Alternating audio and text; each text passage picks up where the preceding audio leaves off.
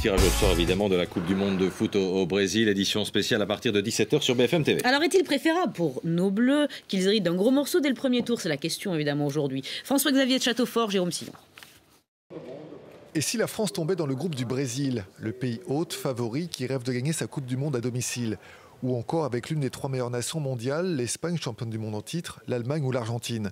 Un premier tour délicat, peut-être un mal pour un bien. Pour ne pas avoir en fait à se dire qu'on va jouer des petites équipes, l'équipe de France va jouer contre les meilleurs. De toute façon dans cette Coupe du Monde pour aller le plus loin possible. Donc en fait ce qui serait bien c'est qu'ils aient un tirage peut-être difficile d'entrée pour qu'ils rentrent dans le vif du sujet. Pour d'autres, mieux vaut être préservé au premier tour. Je préfère jouer je sais pas qui que contre l'Espagne, ça c'est sûr.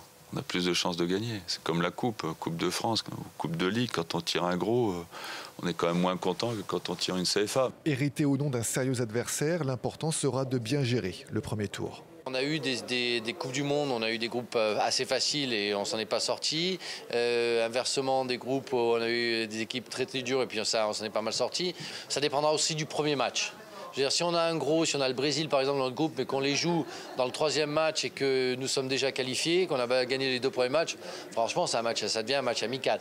La France saura ce soir si oui ou non sa qualification pour les 8e de finale de la Coupe du Monde s'annonce difficile.